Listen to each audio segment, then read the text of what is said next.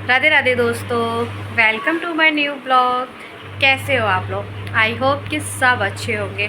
और आज है छुट्टी का दिन और ये जा चुके हैं शॉप पर और मैं नहीं गई हूँ क्योंकि आज है हमारे कान्हा जी का छठी पूजन। तो छठी पूजन में हम बनाएंगे उनके लिए कढ़ी चावल और हम नहा के पूजा करके तैयार हो चुके हैं। अभी हमने बाल से वॉश किया है, मतलब काढ़ा नहीं है अभी। तो हाँ, छठी पूजन में मैं कढ़ी चावल बनाऊँगी और बच्चों के लिए बन रहे हैं छोले। तो दोनों चीज़ें बनानी है तो टाइम तो लगता है इन चीज़ों में, और फिर कुछ हमें काम भी था तो मैं बाद में इनके पास चली जाऊंगी खाना लेके। तो इस वक्त तो मैं अपना तैयार होकर पहले काम घर का, क्योंकि बच्चे भी संडे है तो घर पे है, और पहले करेंगे हम अपने कान्हा जी का छठी पूजन। और ये सिर्फ रीति रिवाजें रह गई है क्योंकि हम इन भाव से भगवान के साथ जुड़ सके। ये तो आप भी जानते हैं कि हमारे भगवान हैं वो, हम उनके लिए क्या कर सकते हैं? कुछ भी नहीं कर सकते। मतलब जो कुछ है उन्हीं का ही है सब, तो हम क्या ही करेंगे उनके लिए। तो बस कोशिश है बस थोड़ी सी, जैसे कि हम अपने भगवान के साथ जुड़े रहें। कपड़े वॉश हो रहे हैं तो वो मशीन चलने की आवाज़ आ रही है ना, तो काम तो सुबह का मॉर्निंग में सबका रहता है ना, तो वही चीज़ हो रही है, तो इग्नोर करना प्लीज़। और अब चलते हैं अपने भगवान के लिए भोग बनाने के लिए कढ़ी चावल का। तो टाइम लगेगा इसलिए जा चुके हैं हम, तो हम जाएंगे बाद में बच्चों को खाना पीना खिला के, या फिर देखेंगे शाम को जाएंगे। तो आप लोगों ने कैसे पूजन किया अपना छठी का ज़रूर बताना। मैं तो बस सिंपल सादा सिर्फ अपना कढ़ी चावल का भोग लगा दूंगी। और बहुत लोग तो नज़रिया बांधते, काजल लगाते, सारा काम करते हैं, लेकिन हमारे तो वो भगवान है और हम तो उन्हें भगवान की तरह ही पूजते हैं। तो भाई हमारी इतनी वो नहीं कि हम उनको इस तरह से कर सकें, तो बस सिर्फ प्यार से भोग लगाएंगे और कुछ नहीं। अभी बन रहे हैं हमारे छोले, मसाला भुन रहा है और ये रखे हमारे छोले, और कढ़ी के लिए हम पेस्ट तैयार कर रहे हैं। हमारे छोले बन चुके हैं, हम बना रहे हैं कढ़ी। उसके बाद बनाएंगे चावल। कढ़ी हम थोड़ी सी बना रहे हैं क्योंकि छोले बना रहे हैं इसलिए, तो भगवान जी का भोग लग जाए, प्रसाद बढ़ जाए, बस इतना ही बना रहे हैं। सादा कढ़ी है हमारी। छोले हमारे प्याज वाले हैं, इसका भोग नहीं लगाएंगे हम, इसका भोग लगाएंगे। हमारे छोले बन चुके हैं, अभी से थोड़ा सा मैश करेंगे। कढ़ी बन के रेडी हो गई, आटा लग गया, बस चावल रह गए।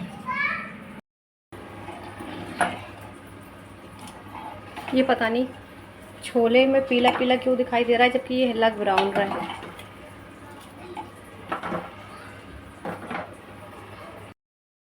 हमारा खाना बन चुका है और अभी मैंने जस्ट मुंह धोया है। अभी सारा खाना तैयार है, अब हम लगाएंगे भोग। और भोग का प्रोसेस भोग लगाती हूँ पर मैं दिखाऊंगी नहीं। मम्मा ताली मैं खाना बना चुकी हूँ, भोग लगाऊंगी। ताला बना आज बनाए छोले, और आज भगवान जी का छठी है तो कढ़ी और कढ़ी चावल रोटी। तो ये बनाई हमने कढ़ी ठाकुर जी के लिए। तो हमारा काम फाइनली फिनिश हो चुका है और मैं खाऊंगी खाना। ये अभी आने वाले हैं थोड़ी देर में शॉप पे, क्योंकि आज लेके नहीं गए खाना, देर से बना ये सब चीज़ें। तो अभी आ जाएंगे तो खाना खा के जाएंगे या पैक करके जाएंगे, उसके बाद हम खाएंगे। अभी मैं बच्चों के लिए ले आई हूँ और दादी वहाँ खाना खा रही है दूसरे रूम में। आदविश वहाँ खाना देने गया उनको, और यहाँ हम खाना ले आए दोनों बच्चों को, और मैं खाना खिलाऊंगी दोनों बच्चों को। उसके बाद थोड़ा सा हम भी थोड़ा सा ठंडा खोलेंगे, थोड़ा एसी चला दिया। तो गर्मी बहुत हो रही है, पता नहीं क्यों इतनी गर्मी हो रही है, बहुत गर्मी हो रही है। सितंबर आ गया पर गर्मी बहुत हो रही है। तो अभी हमारे बाल भी नहीं कड़े, तो बच्चों को खाना खिलाते हैं। छोले, और ये हमारी वर्णित की डिमांड थी, मम्मा छोले बनाओ, छोले चावल बहुत दिन से नहीं खाए। मेरी फ्रेंड ने उस दिन दिए थे तो मैंने इसको खिलाए थे। कढ़ी तो मैंने इसलिए बनाई है ना, आज ठाकुर जी हमारे जो लड्डू गोपाल उनकी छठी पूजन था इसलिए। और ये दोनों बच्चों का खाना है छोले, कढ़ी, रोटी, चावल और प्याज है। पेट भर जाएगा। अच्छा टेस्ट करके बताओ जरा कैसे बने। वन्नू बताएगा कैसे बने, वन्नू बताना जरा कैसे बने हैं। बच्चों ने पास कर छाले हो रहे इसके यहाँ पूरे। अब बच्चों ने खाना पास कर दिया तो समझ लो हमारी सारी मेहनत सफल है। तो अब हम करेंगे भैया अपने कपड़ों की तय, क्योंकि काम हमारा फिनिश हो चुका, बच्चे खाना खा चुके हैं। और मैं आपको एक बात बताना चाहूँगी कि हमारी वर्णित आवाज़ नहीं, जो हमारे श्री प्रेमानंद महाराज जी हैं, जिनको हम लोग सब जानते हैं, इतनी अच्छी अच्छी ज्ञान की बातें बताते हैं। तो उन्होंने ये बताया था कि आप मतलब सारी चीज़ें उजागर मत करिएगा अपने। तो उन्होंने ये बताया था कि मतलब आप भोग लगा रहे हैं, स्नान करा रहे हैं, श्रृंगार करा रहे हैं, तो ये सब चीज़ें ना दिखाया करें। तो इसीलिए हमने जन्माष्टमी पे उनका स्नान करना और ये सब नहीं दिखाया है, ना ही अब हम भोग लगाना दिखाएंगे कि हाँ बस भोग लगाने जा रहे हैं, ये बता दिया। और बस इतना ही कुछ बहुत रहता है, क्योंकि प्रेमानंद महाराज भी यही बोलते हैं कि शो ऑफ नहीं करना चाहिए भगवान से लेकर रिलेटेड चीज़ें।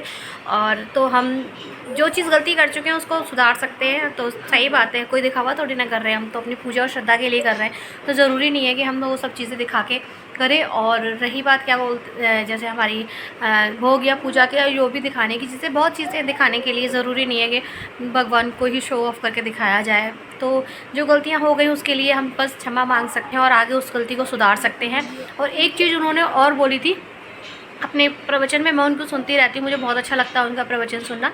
तो एक चीज़ और बोली थी उन्होंने कि आप जैसे भगवान से रिलेटेड चीज़ें या फिर कपड़े वगैरह, या मतलब कानों के टॉप्स या गले में पहन लेते हैं, या मतलब कुछ भी भगवान से रिलेटेड थैले होते हैं, या आपने सबने सुनी होगी, उन्होंने बताया था।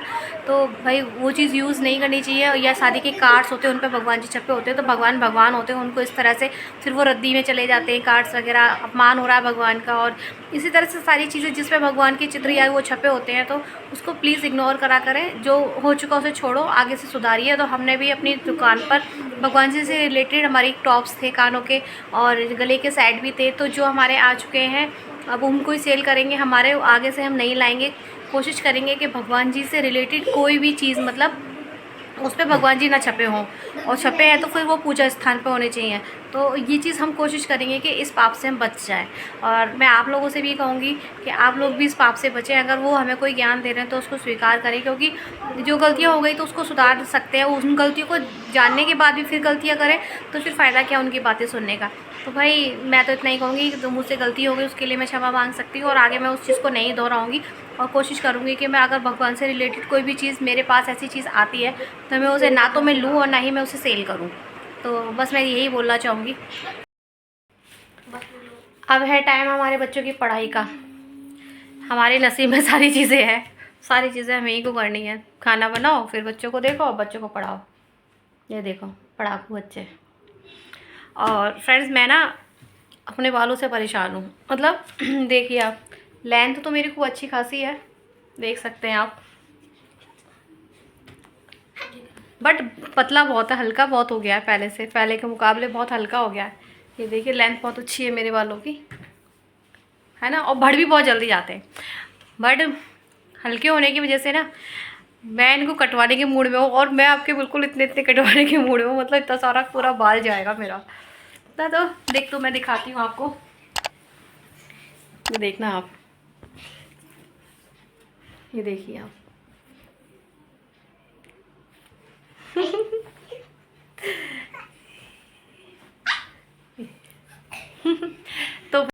तो हम कटवाएंगे अपना करवा चौथ के टाइम पे, मतलब नवरात्रों के बाद करवा चौथ के टाइम पर। तो आपके हम थोड़े छोटे कराने के मूड में हैं बाल।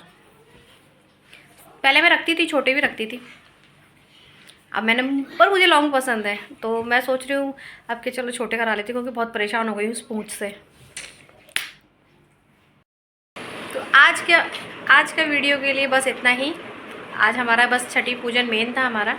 और आपको मेरा ब्लॉग पसंद आता हो तो लाइक और सब्सक्राइब करना ना भूलें, और कमेंट भी ज़रूर किया करें। तो बाय बाय।